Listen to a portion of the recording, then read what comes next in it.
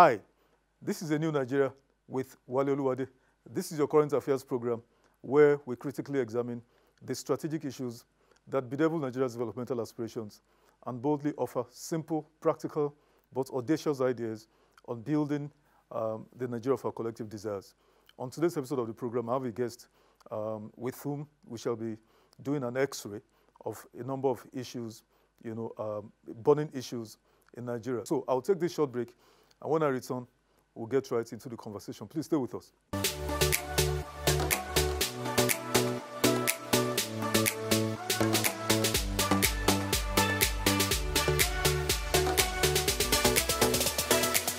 Welcome back.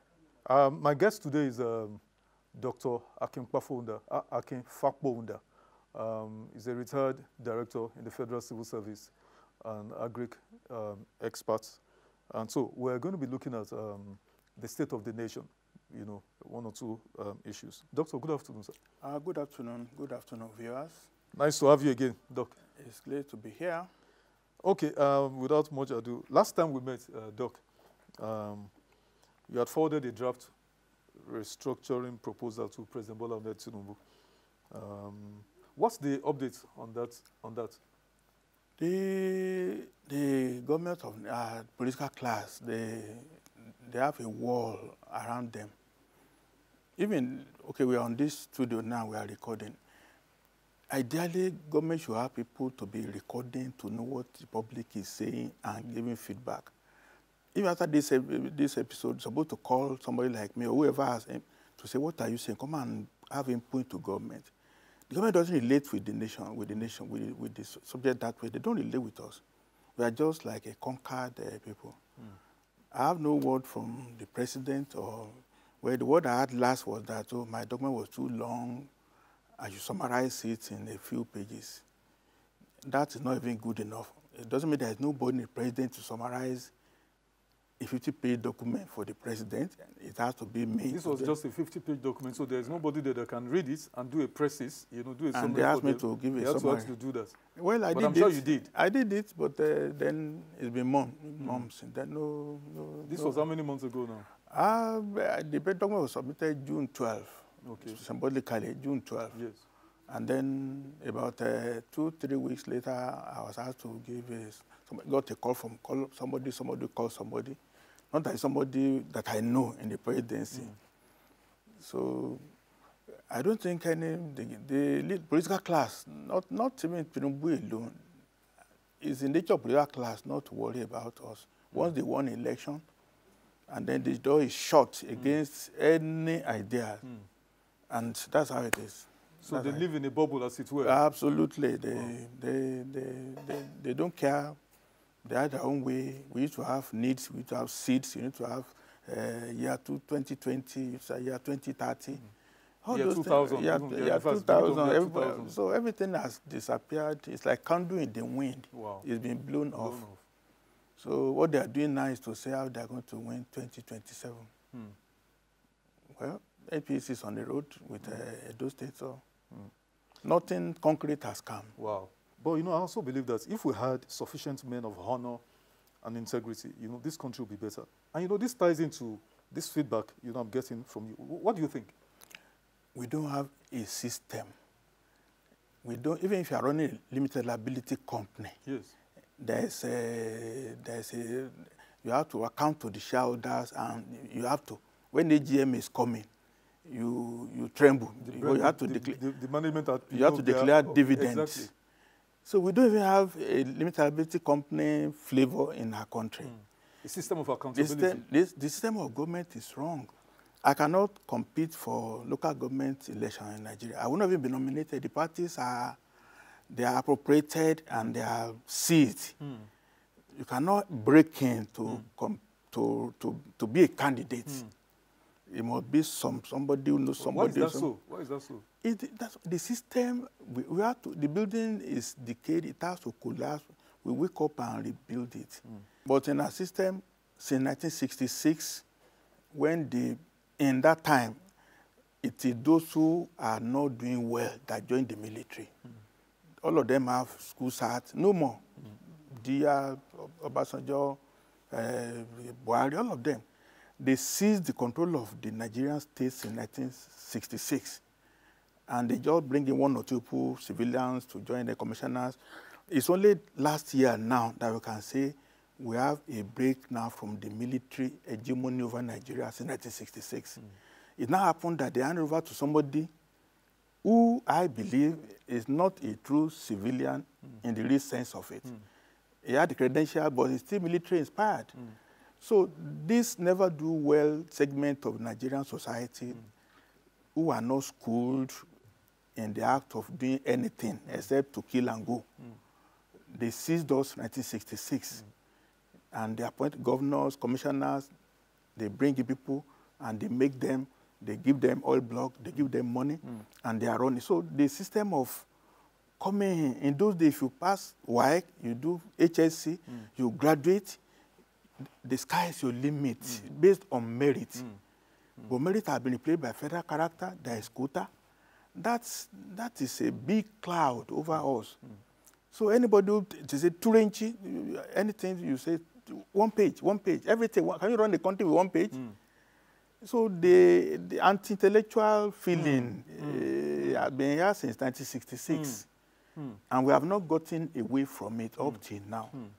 We never got somebody who really, okay, what all this power that we have, for what purpose? So what you're saying, if I hear you correctly, beyond the issue of money, which is, I mean, talking about the monetization of the democratic system, even though it's, I think it's a misnomer to call whatever it is we're doing democracy, but we'll come back to that. The second issue now, which I heard you now, is the anti-intellectualization, that our society loathes, you know, we totally are anti-intellectualism. Anything that has to do with reading, you know. Searching for the truth. Searching for the truth. We don't want it. We don't want it. Can a country make progress in that manner? No, but even no society can make it, and we're not making it. Look at how much is petrol refined? When you give crude oil, we need the fractional distillation in chemistry.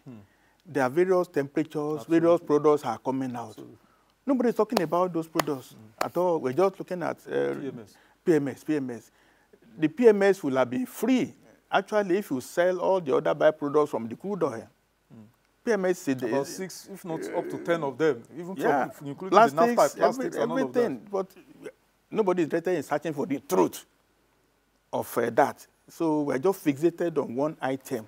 And I guess, Doc, this search for truth should actually begin with, why would a country have 4 refineries since 1976 or there, about 73, and none of them, not one of the 4, are working? And we're all behaving like we're under a spell. And as a company, Femi Falana Chambers have just written the company to go and explain why you took $1.something billion in the last 10, 15 years. Even as a company, you don't feel obligated to deliver on a contractual arrangement.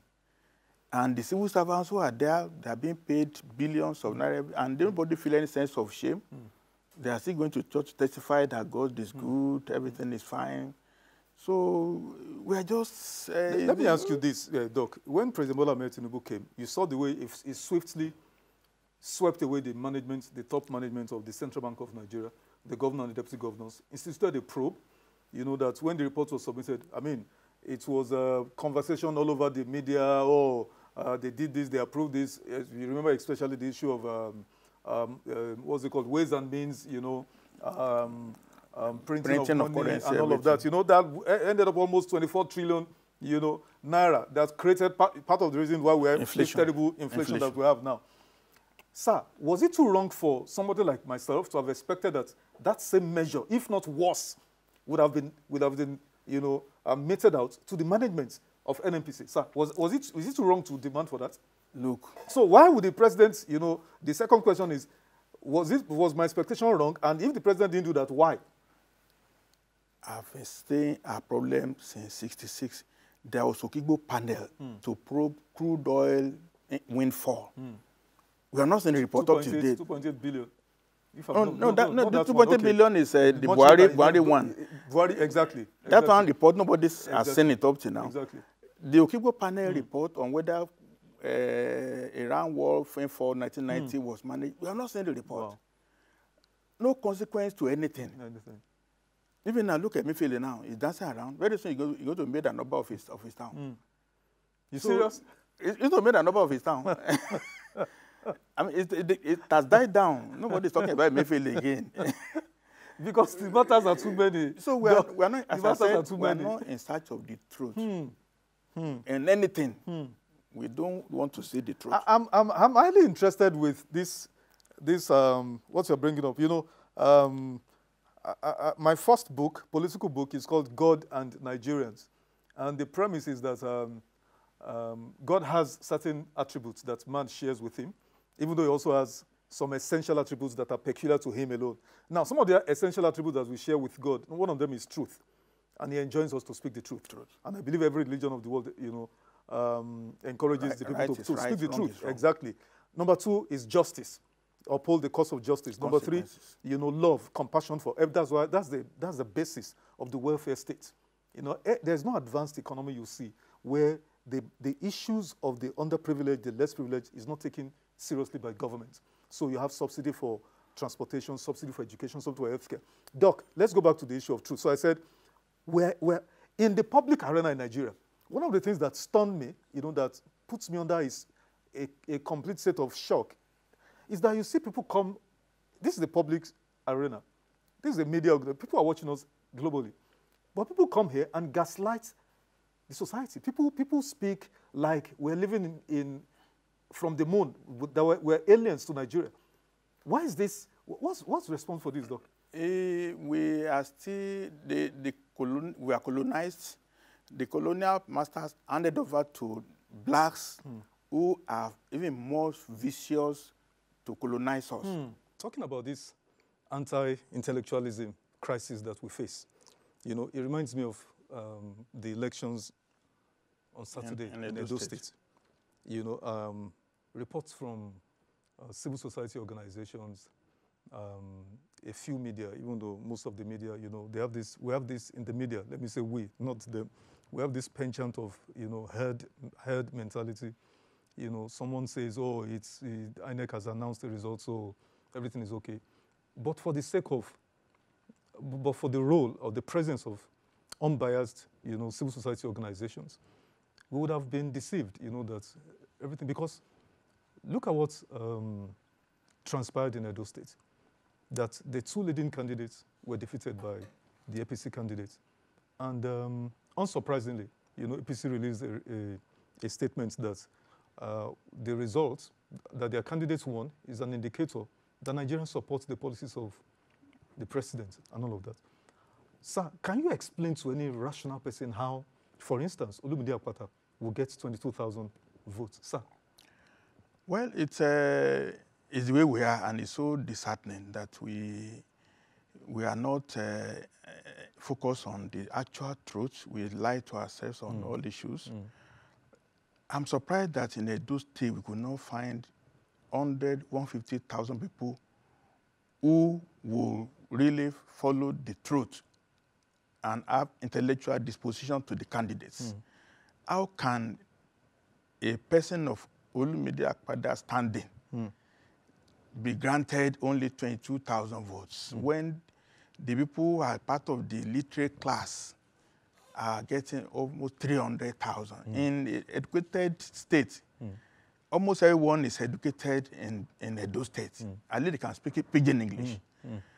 It's our society is just vast. Everything about us is upside down. And it's very bad because the system is against people who are educated properly, who can deliver.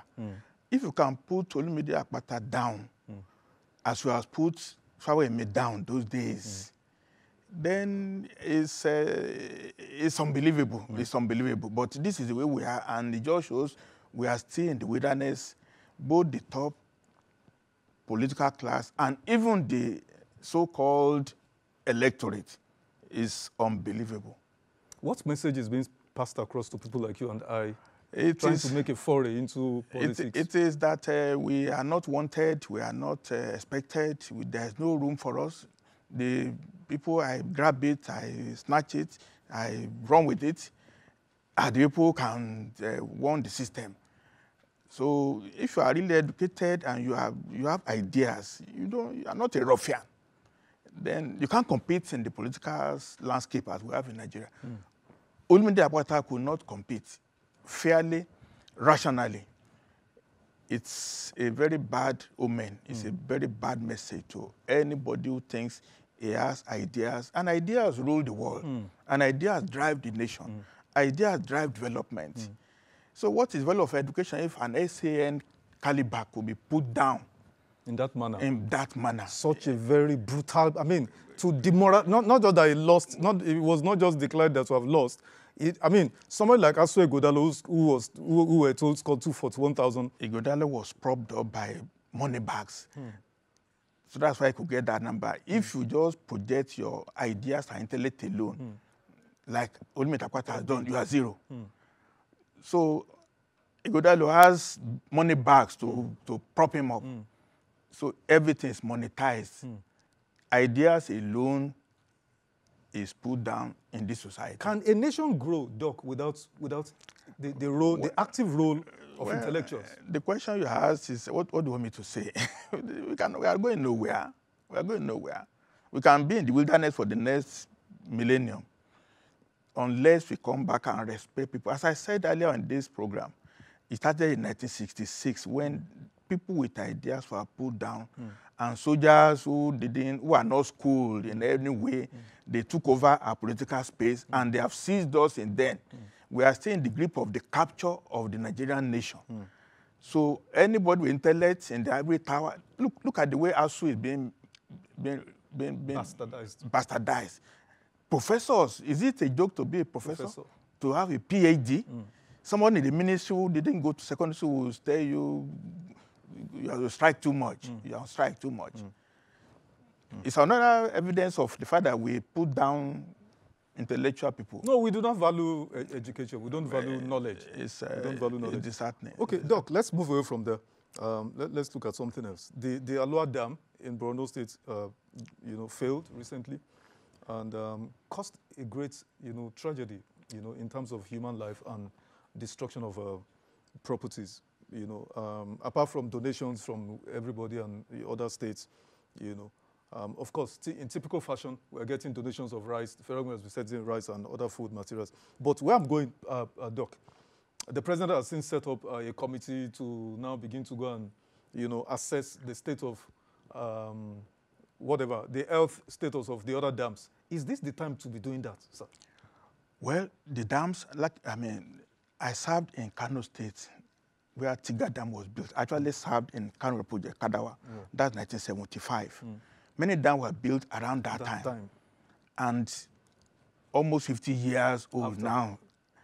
We have not done anything new in the river basin then. So everything we have had has decayed.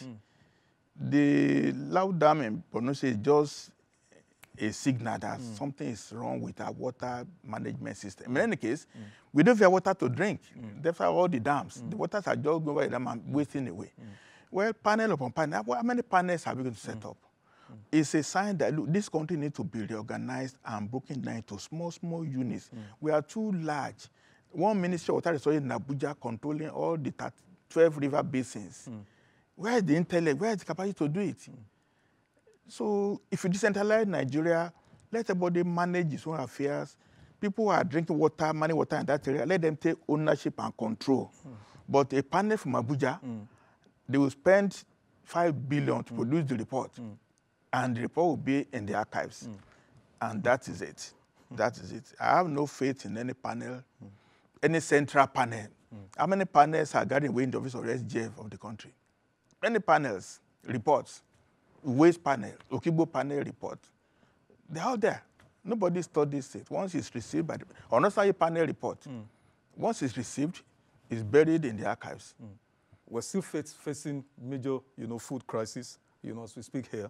We're still a net importer of food, rice, even rice, we're importing rice, sorghum, wheat, sugar, seafood, even livestock we're importing. Doc, why are we still, in this mess? Why are we still in this mess? In any case, a tractor now will be about 30 million. So do we have any tractorization plan? Do we have land clearing plan? Do you have a processing plan? All these are not available. We are just living on subsistence farming. The wife of the president said, oh, do farming in your backyard. Is that the way you are going to feed the industry? Will you produce cassava starch from farm in your backyard? Will you produce enough material for poultry? This is business. It's business, not hobby. We still take agric as an hobby, and we will continue to fail.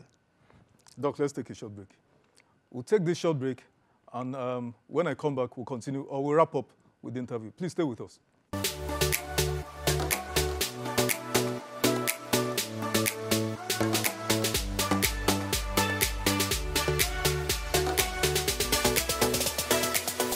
Welcome back. Doc, permit me, even at the risk of sounding, like a broken record, if we cannot get, can we achieve or attain any meaningful economic development if we don't get something as basic as agriculture? In world development, there's a great revolution followed by industrial revolution. We're talking about agricultural revolution like 200, 300 years ago. Yeah, to show how far we're behind. Yes. We have not started our own agri-revolution. So industrial revolution can also take place because all the factories that will process the crops have closed down. Yes. Dunlop has closed down, Michelin has closed down, then Moroba again. The world is now in information age. We have not started agri-revolution. That shows how far behind we are. How far. We are still thinking of importing food to eat. When we have land, we have people. So we have weather. We are far behind. We are far behind. The political class, they just want to win election every 4 years and buy Cadillac and buy aeroplanes and buy SUVs because the roads are not even good anyway. So they're buying SUVs. It's, I don't know. We cannot teach, I don't know, this country. We keep saying it. We keep saying it, but it's deciding that somebody doesn't know this basic fact that we have to have a great revolution before we can have industrial revolution. Guarantee food security for your people, and then move to the next frontier in that which is export. You begin to export. It just look, we are still importing Titus sardine from Scandinavia up till now. How many years we're importing sardine? We're importing stockfish. Why are we still doing that? Why are we doing? We are still doing it. We are still doing it. We're importing rice, sir. We're importing rice. No, pig milk is still being imported up till now. Of course. So we are not progressed. We're importing wheat from Ukraine. War front. Ukraine that is being bombed on a daily basis. War front. If somebody here in the program will know that the challenge is we have put politics above everything. Politics should be at the back burner. Development issues, human capital, human ability should be at the back. But now see, they brought 35,000 policemen to do election in one state. They cannot do 20,000 policemen to go and fight Boko Haram in Zamfara. If they deploy 20,000 policemen, they will come every corner of Zamfara. But because election is the prime interest of the political class, they put everything. I read now one hotel in Bayelsa is going to take government to court because police occupied this hotel. And during elections. And they've not paid them up till now. They've not paid them up till now. So all the policemen posted to those states now, they are just going to subdue the place and occupy the place. They're not giving means, and the election is gone. They will leave. They will leave, that's it. Sir. Election politics is the only thing that the political class understands, nothing more. What's the way forward for Nigeria? Well, we cannot commit suicide. We're still optimistic that someday, sometime, somebody will have the heart of Lee Kuan Yew will emerge and say, I don't need more than 2 or 3 dresses like this. I don't need a Cadillac. I don't need a jet. If I'm not traveling anywhere. And there are examples. Jakande was in Lagos for 4 years. He never traveled out once. And what he did in 4 years is more than what they have been doing since 25 years. So it's an attitude. Jakande attitude will It's a help. mindset. It's a mindset that, look, if you're a father, you know, the meat's only 2 pieces. Let your children eat the meat. You don't eat the meat. Let them eat because they are still growing. But when you took the meat and eat it all alone and your children are hungry, are you a good father to a family? So when we have fathers who are fathers in the real sense, figuratively in politics, we will know where we are going. And within 5 years, Nigeria can be redirected, honestly. within 5 years, Nigerians are good followers if we have somebody who can lead by example. Leading in the right direction. In the right direction. In the right direction. In 5 years, all these things, all the money being wasted on national is 21 million per month, when you cannot pay ASU certain allowances. What does it take? It doesn't take much to do good, in honesty. But if you have to buy a jet for 150 billion, you have to pay the 5 presidents for 21 billion, then what is left? The money is finished. In fact, the oil money is finished. We are now borrowing. So we have eaten the table of governance. We are now borrowing to maintain the table. That's where we are. That's the way we are. That's the way we are. So I hope they're listening. We should just pray to have a leader in the mold of Lee Kuan Yew or in the mold of Obafemi Awolowo, and then maybe... No prayer, no. Wish, we just wish. Because prayer means we are begging God. God is not wicked. No. God has given us everything that He takes. So it's just a wish, not prayer. We wish, providence will just bring something. We don't know how. I can't see how now. Because 2027 election, you need at least maybe 500 million to buy form based on inflation. They used 100 million last time. Everybody running to APC now.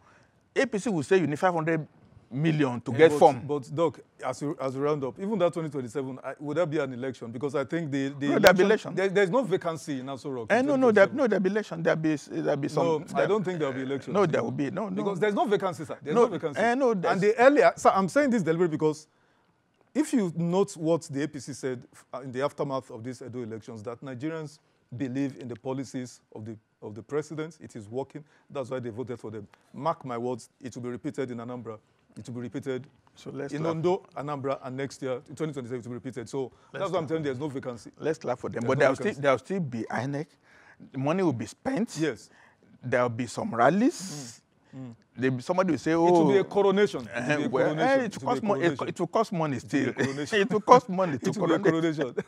Doc, the convention for Nigeria, as patriots, it's never-ending one. And we will not get tired of talking about finding solutions to the myriad of our challenges. I sense the pain in your heart, just as it is in my heart. This country is too blessed to be where it is. Absolutely. It's too blessed to be where it is. Absolutely. It's too blessed, too rich to be where it is. But like you said, we'll keep wishing and hoping that one day, we will fumble and wobble, into our providence and find the right path. Doc, thank you, sir, for coming. Thank you very much. I really appreciate Thank you for having me. You're welcome, sir. Thank you, Vice. That's the end of the interview session. Like I always say, change requires action. Positive change requires positive action. Please follow me on my various social media handles, my YouTube, TikTok, and X handle. This video, the full length of it will be on those platforms. Watch, like, share, and drop your comments. I'd love to hear from you. And also, we need your support to keep this program on air. It costs a lot of money, to do this, and we would really like your support, either via adverts or, grants, it will be, or sponsorship. That will be really welcome. Thank you so much. My name is...